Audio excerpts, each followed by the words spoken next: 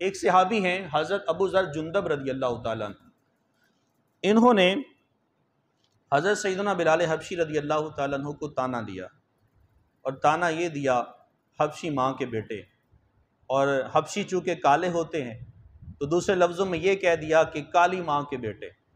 سیدنا بلال حبشی کو بڑا دکھ ہوا، ابھی اس وقت یہ جملہ بالکل نیا نیا تھا اور کسی کو اتنا علم بھی نہیں تھا کہ جملہ اتنا کہنا بڑا سخت ہوتا ہے، گویا کہ اس زمانے میں یہ گالی ہوا کرتی تھی، حبشی ماں کے بیٹے۔ سیدنا ابو ذر جندب رضی اللہ تعالیٰ عنہ انہوں نے یہ کلمہ کہا، بلال حبشی بارگاہ مصطفیٰ کریم علیہ السلام میں گئے اور جا کے کہا، حضور ابو ذر نے مجھے ایسا جملہ کہا ہے۔ آقا کریم علیہ السلام نے ان کو بلا لیا، کہا تم نے ایسا جملہ کہا ہے؟ تو آگے سے کہنے لگے، جی حضور میں نے یہ جملہ کہا ہے۔ تو حضور علیہ السلام نے ارشاد فرمایا، انکا امرؤن فیک جاہلیۃ، کہا تمہارے اندر زمانہ جاہلیت کے ابھی تک ایک عادت موجود ہے۔ تو ان کو اس جملے کا علم نہیں تھا کہ جملہ اتنا سخت ہے۔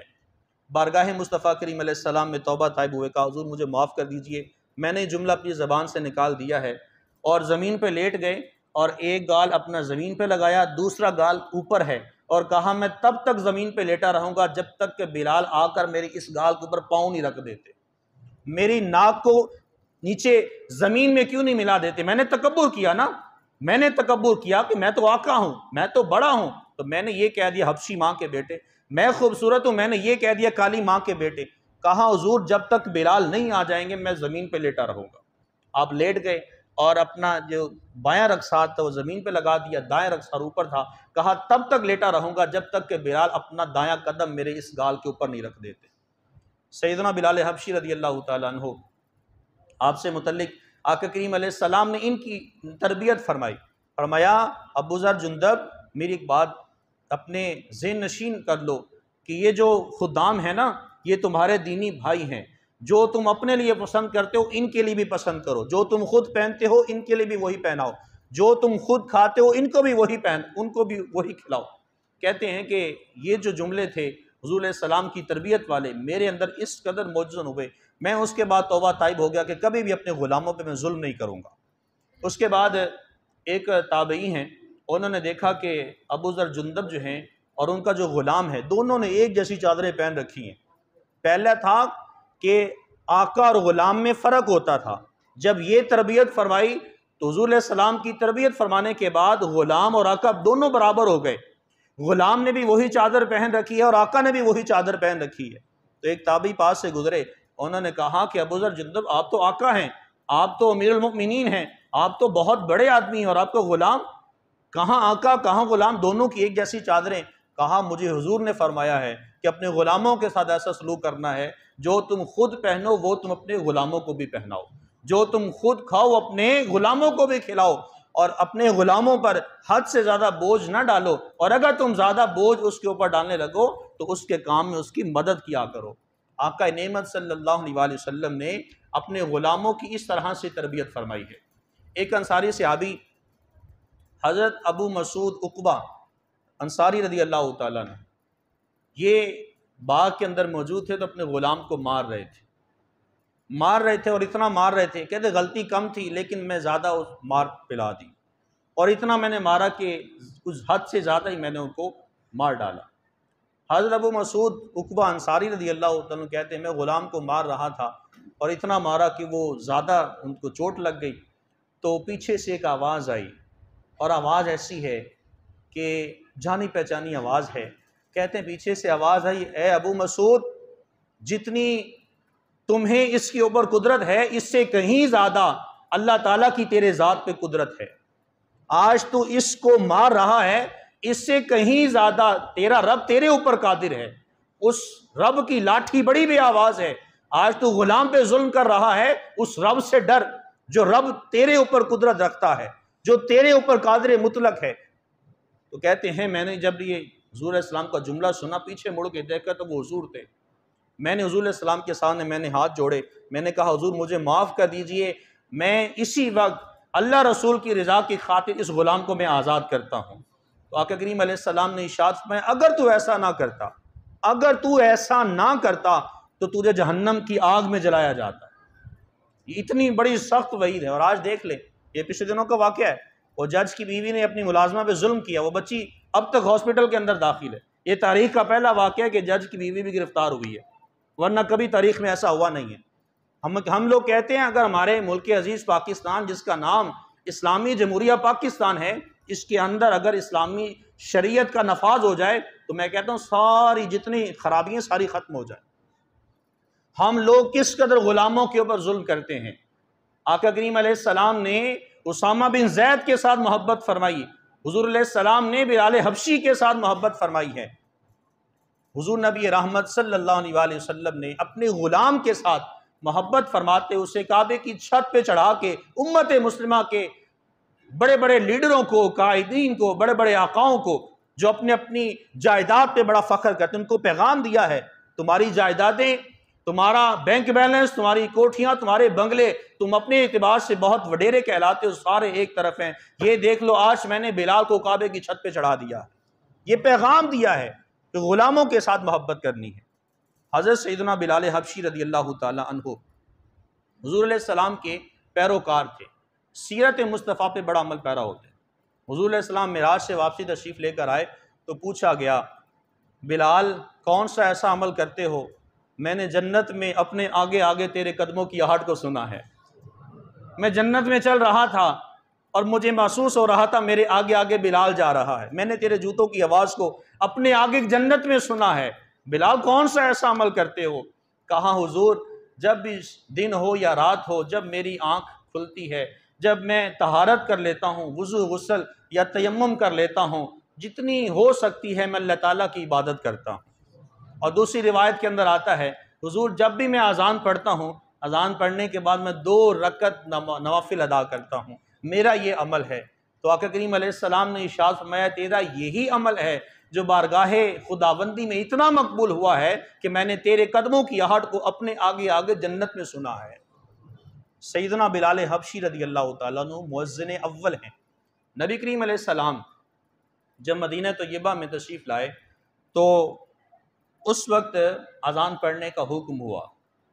اب آقا کریم علیہ السلام نے فرمایا کہ کوئی ایسا جملہ بولا جائے جس سے ہم لوگوں کو اکٹھا کریں کہ مسجد میں آ کے نماز ادا کریں۔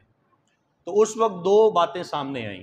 ایک یہ کہا گیا کہ باجا بجایا جائے، تو لیکن یہ بھی بات قابل قبول نہ ٹھہری۔ اس کی وجہ یہ تھی کہ باجا بجانا یہودیوں کا طریقہ تھا، اس بات کو بھی رد کر دیا گیا۔ ایک رائے یہ سامنے آئی ناقوس بجایا جائے، ناقوس کہتے ہیں بڑی گھنٹی کو، جیسے آج ہمارے اسکولوں میں بجائی جاتی، تو کہا کہ بڑی گھنٹی ناقوس بجائی جائے جس سے لوگ اکٹھے ہو جائیں اور آ کے مسجد میں نماز ادا کریں۔ 2 رائے سامنے آئیں، دونوں رائے کو رد کر دیا گیا۔ بہرکیف سبھی احباب آرام فرمانے لگے۔ حضرت سیدنا فاروق اعظم رضی اللہ تعالیٰ عنہ اور حضرت سیدنا عبداللہ بن زید رضی اللہ تعالیٰ عنہ، یہ 2 صحابی رسول، خدا کی قدرت دیکھیے، ان دونوں صحابی کے خواب میں وہ ایک ہی فرشتہ آیا اور فرشتے نے آ کے اذان کے کلمات سکھائے۔ اور وہی جیسے دن ہے، دن کے وقت یہ بات چیت چل رہی ہے، رات کو خواب آ جاتا ہے، وہ ایک فرشتہ سیدنا فاروق اعظم کے خواب میں بھی آتا ہے، وہی فرشتہ عبداللہ بن زید کے خواب میں بھی آتا ہے اور آ کر اذان کے کلمات سکھائے جاتے ہیں۔ جب یہ دونوں حضرات صبح بیدار ہوتے ہیں، بارگاہ مصطفیٰ کریم علیہ السلام میں حاضر ہو جاتے ہیں، کہتے ہیں حضور رات کو ہمیں یہ خواب آیا ہے۔ تو آقا کریم علیہ السلام نے ارشاد فرمایا تم دونوں کھڑے ہو جاؤ، جاؤ یہی کلمات جا کے میرے بلال کو سکھاؤ، جاؤ یہ سارے کلمات میرے بلال کو جا کے سکھاؤ۔ اور بلال کو جب سکھاؤ اس لیے کہ بلال کی آواز تم دونوں سے زیادہ خوبصورت ہے۔ آج لوگ کہتے ہیں نا کہ سیدنا بلال حبشی رضی اللہ تعالیٰ عنہ نے وہ اذان نہیں دی تھی تو فجر ہی کوئی نہیں ہوئی تھی، یہ بالکل من گھڑت واقعہ ہے، بالکل بے اصل ہے۔ وہ کہتے ہیں جی عاشق نے اذان نہیں دی تو صبح ہی نہیں ہوئی، کمال نہیں ہو گیا بھائی؟ ایک عاشق ہے، بجا ہے، صحابی رسول ہیں، نبی تو نہیں ہے نا، نبی تو نہیں ہے۔ کیسے من گھڑت واقعہ آج ہمارے اندر رائج ہے؟ بلال حبشی نے اذان نہیں دی تو فجر ہی کوئی نہ ہوئی، بالکل من گھڑت بات۔ اور اگر بلال حبشی کی زبان میں لکنت ہوتی، مجھے یہ بتائیے سب سے پہلی اذان پڑھنے والے مؤذن اول بلال حبشی ہیں، کیا کافر وہاں پہ اعتراض نہ کرتے؟ وہ یہ نہ کہتے کہ حضور کیسا آپ نے مؤذن کھڑا کیا ہے جس کی آواز ہی کوئی نہیں ہے، اس کی آواز میں ہی لکنت ہے، کیا یہ گستاخی نہ ہو جاتی؟ کیا یہ دین اسلام کی توہین نہ ہوتی؟ ہم لوگوں نے ایسے قصہ بنا ڈالا، ہمارے یہ قوالوں نے بنا دیا، قوالیوں کے اندر آ گیا، نعتوں کے اندر خطباء نے بیان کرنا شروع کر دیا، کہا جی بلال حبشی نے اذان نہیں دی تو فجر ہی کوئی نہ ہوئی؟ کہاں لکھا ہے؟ بالکل بے اصل من گھڑت بات ہے۔ حضور علیہ السلام خود فرما رہے ہیں، کہا اے عمر فاروق اور عبداللہ بن زید، تم دونوں سے بڑھ کے بلال کی آواز خوبصورت ہے، یہ حضور فرما رہے ہیں۔ پھر ہم کیسے کہہ سکتے ہیں کہ بلال حبشی کی زبان میں لکنت تھی؟ یہ تو بالکل من گھڑت بات ہے۔ تو سیدنا بلال حبشی رضی اللہ تعالیٰ عنہ، انہوں نے سب سے پہلے اذان دی اور دور نبوی تک اذان دیتے رہے۔ دور نبوی کے بعد حضرت سیدنا صدیق اکبر رضی اللہ تعالیٰ عنہ کے دور خلافت تک بھی اذان دیتے رہے۔ اس کے بعد پھر آپ ملک شام چلے گئے۔ ملک شام سے واپسی لوگوں کو خبر ہو گئی کہ آج بلال آ رہے ہیں۔ تو جب مدینہ منورہ پہنچے، پہلے تو آنے کو جی نہیں چاہ رہا تھا، کہ پہلے جس کے لیے میں اذان پڑھا کرتا تھا وہ جانے تمنا سامنے ہوا کرتی تھی، آج وہ جانے تمنا دنیا میں نہیں ہے، تو میں کس کو دیکھ کے اذان پڑھوں گا؟ ہم لوگ اذان پڑھتے ہیں کعبہ کی طرف منہ کر کے، بلال حبشی اذان پڑھتے تھے دیدار مصطفیٰ کر کے۔ جہاں جہاں کو حضور جاتے، بلال حبشی رضی اللہ تعالیٰ عنہ ادھر کو چہرہ پھیر لیا کرتے۔ جب آپ ملک شام سے واپسی مدینہ آئے نا، تو وبا پھیل گئی کہ بلال واپسی آ رہے ہیں۔ خبر مصدقہ تھی، صحیح سچی خبر تھی۔ بلال حبشی رضی اللہ تعالیٰ عنہ واپسی پہنچے، لوگوں نے اصرار کیا کہ آپ اذان دوبارہ کہیں، چبوترا پہ چڑھا دیا گیا کہ آپ اذان دوبارہ کہیں۔ سیدنا بلال حبشی رضی اللہ تعالیٰ عنہ کو بار بار اصرار کیا گیا۔ آپ نے کہا میں اذان نہیں پڑھ سکتا، میرے اندر طاقت نہیں، ہمت نہیں ہے۔ پہلے اور بات تھی، اب اور بات ہے۔ پہلے حضور حاضر تھے، حضور میرے سامنے ہوا کرتے تھے، میں اذان نہیں پڑھ سکتا، میں دل کے اعتبار سے بہت کمزور ہوں، مجھ سے یہ صدمہ برداشت نہیں ہوگا۔ باہر کیف آپ کو کھڑا کیا گیا، آپ نے ابتدائی جملے ارشاد فرمائے، اللہ اکبر اللہ اکبر اللہ اکبر اللہ اکبر، اشہد ان لا الہ الا اللہ اشہد ان لا الہ الا اللہ۔ یہ پڑھ لیے جیسے ہی ابھی اشہد ان محمد رسول اللہ، یہ ابھی جملہ محمد زبان سے نکلا ہی نہیں تھا، جسم پہ کب کبھی طاری ہوئی اور زمین پہ گر گئے، بے ہوش ہو گئے، وہی اذان رک گئی، اور باقی دوسرے صحابی اٹھ کے انہوں نے آ کے اذان کو مکمل کیا۔ سیدنا بلال حبشی رضی اللہ تعالیٰ عنہ جو ہیں، یہ سیرت کے اعتبار سے، زہد و تقوی کے اعتبار سے، عشق و محبت کے اعتبار سے بہت اعلیٰ ممتاز ہیں۔ کہاں ایک غلام امیہ بن خلف کے بارے میں پڑھا ہے کہ جب اس کا جوتا کہیں پڑا ہوتا تھا تو بلال حبشی رضی اللہ تعالیٰ عنہ نے اس کی اجازت کے بغیر جوتے کو ہاتھ لگا دیا، کوڑے برسائے، آگ میں جلایا، تیری ہمت کیسی ہوئی، تو نے میرے جوتے کو میری اجازت کے بغیر ہاتھ لگایا؟ کہاں وہ وقت تھا، اور آج یہ وقت ہے کہ کعبے کی چھت پہ حضور نے بٹھا دیا، کہا بلال کعبے کی چھت پہ چڑھ جاؤ، اس چھت پہ چڑھ کے اذان دو۔ اور پھر یہ وقت کہ جب ملک شام سے واپسی مدینہ آ جاتے ہیں، اور واپسی آ کے دوبارہ پھر آپ کو اذان کے لیے کہا جاتا ہے، اور جب ابتدائی جملے ارشاد فرما دیتے ہیں اشہد ان محمد رسول اللہ کی جب صدا زبان سے لگاتے ہیں، اور جسم پہ کب کبھی طاری ہو جاتی ہے، جسم کے رونگٹے کھڑے ہو جاتے ہیں، آنکھوں سے آنسو طاری ہو جاتے ہیں، اور ایک دم بے ہوش ہو کر زمین پہ گر جاتے ہیں، یہ حضرت سیدنا بلال حبشی رضی اللہ تعالیٰ عنہ آپ کی زندگی کا ایک خلاصہ ہے۔ ہمیں ان کی زندگی سے یہ سبق لینا ہے، عشق مصطفیٰ کو اپنی زندگی کا حصہ بنانا ہے۔ عشق مصطفیٰ کے بنا زندگی نہیں ہے، یہ بات ذہن میں رکھیے گا۔ عشق مصطفیٰ، محبت رسول کے بنا زندگی بالکل نہیں ہے۔ جس طرح سے ایک چائے ہے، وہ چینی کے بنا وہ بالکل بے ذائقہ ہے، بے مزہ ہے، اسی طرح سے زندگی جس میں عشق مصطفیٰ نہیں ہے، مصطفیٰ جان رحمت کی محبت نہیں ہے، محبت اہل بیت نہیں ہے، محبت صحابہ نہیں ہے، محبت اولیاء کاملین نہیں ہے، اس زندگی کا مزہ ہی نہیں ہے۔ اللہ تعالیٰ جل شانہ ہمیں اپنے پیارے بندوں کی رفاقت اور معیت نصیب فرمائے۔